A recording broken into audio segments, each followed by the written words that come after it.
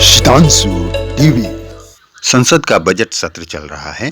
आज आर्थिक सर्वेक्षण पेश करने से पहले प्रधानमंत्री नरेंद्र मोदी ने प्रेस संवाददाताओं को संबोधित करते हुए अपनी बातें रखीं।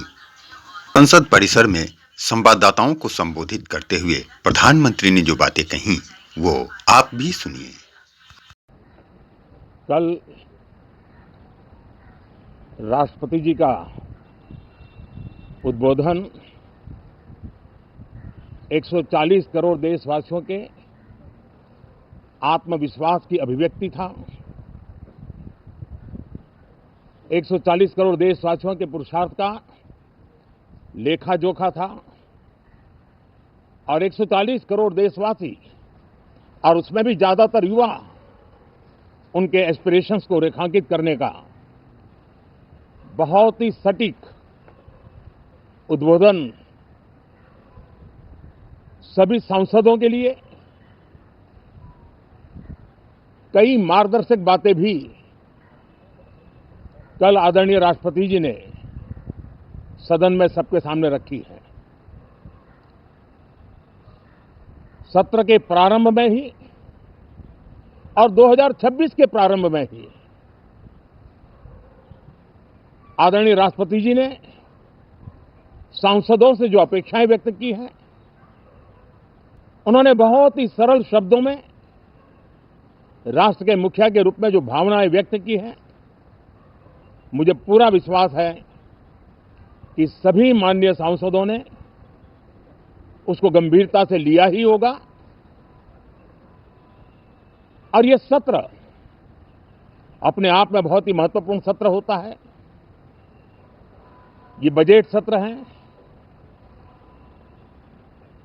21वीं सदी का एक चौथाई हिस्सा बीत चुका है। ये दूसरे चौथाई का प्रारंभ हो रहा है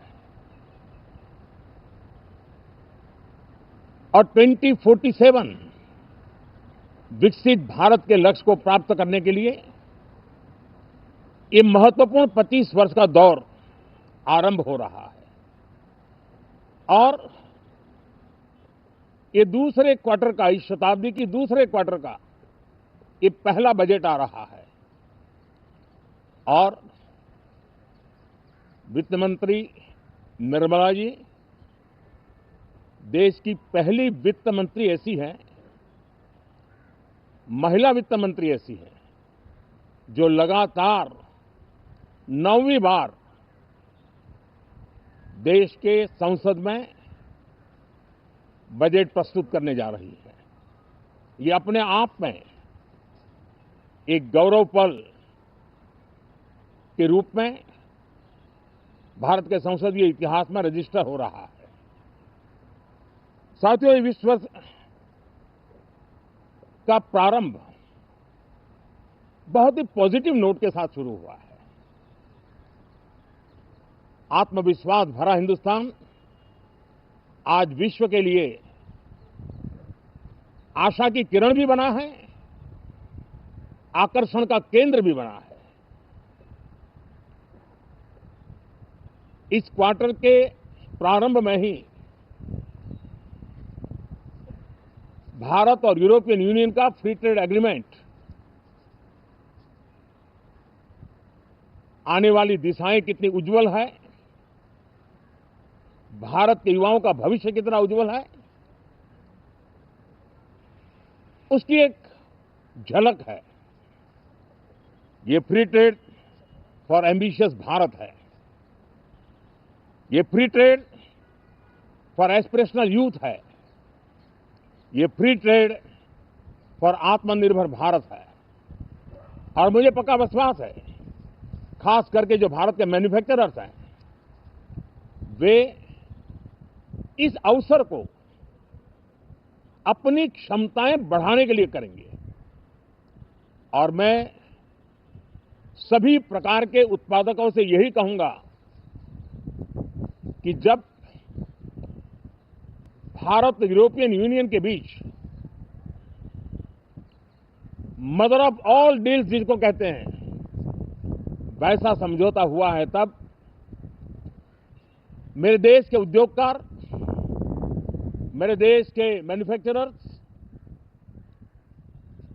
अब तो बहुत बड़ा बाजार खुल गया। अब बहुत सस्ते में हमारा माल पहुंच जाएगा। इतने भाव से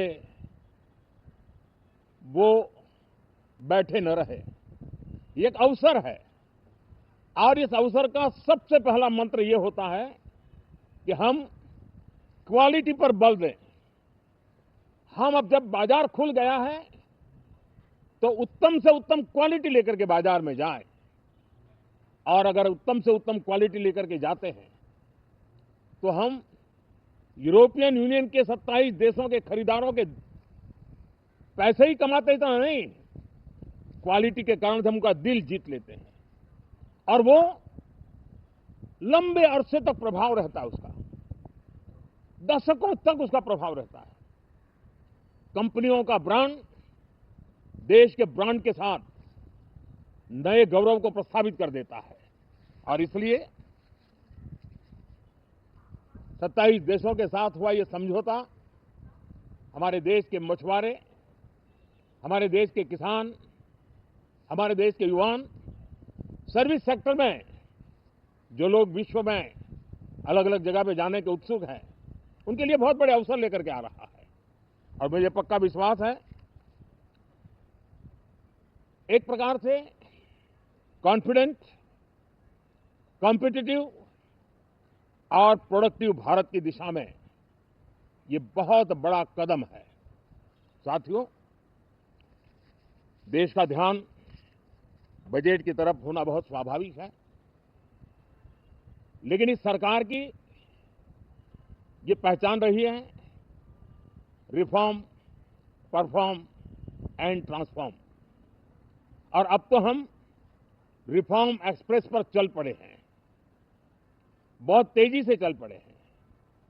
और मैं संसद के भी सभी साथियों का आभार व्यक्त करता हूं, इस रिफॉर्म एक्सप्रेस को गति देने में वे भी अपनी सकारात्मक शक्ति को लगा रहे हैं और उसके कारण रिफॉर्म एक्सप्रेस को भी लगातार गति मिल रही है।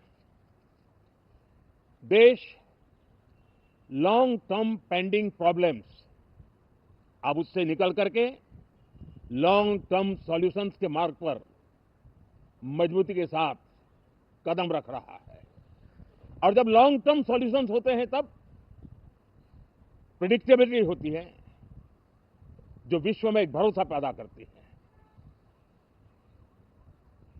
हमारे हर निर्णय में राष्ट्र की प्रगति ये हमारा लक्ष्य है, लेकिन हमारे सारे निर्णय ह्यूमन सेंट्रिक है।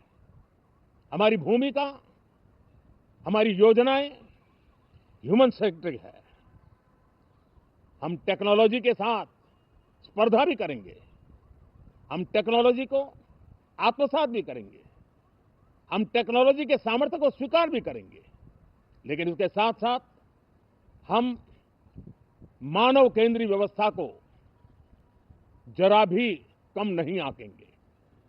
हम संवेदनशीलता की महत्व को समझते हुए टेक्नोलॉजी की जुगलबंदी के साथ आगे बढ़ने के व्यू के साथ आगे सोचेंगे।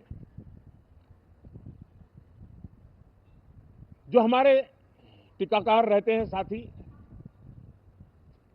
हमारे प्रति पसंद नापसंद का रवैया रहता है और लोकतंत्र में बहुत स्वाभाविक है, लेकिन एक बात हर कोई कहता है कि सरकार ने लास्ट माइल डिलीवरी पर बल दिया है।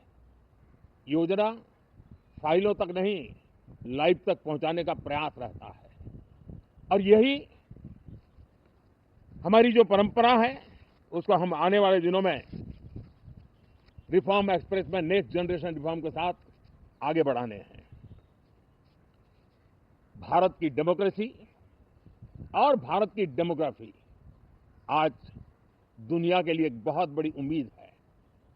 तब इस लोकतंत्र के मंदिर में हम विश्व समुदाय को भी कोई संदेश दें हमारे सामर्थ्य का, हमारे लोकतंत्र के प्रति समर्पण का, लोकतंत्र की प्रक्रिया के द्वारा हुए निर्णयों का सम्मान करने का ये अवसर है और विश्व इसको जरूर स्वागत भी करता है, स्वीकार भी करता है।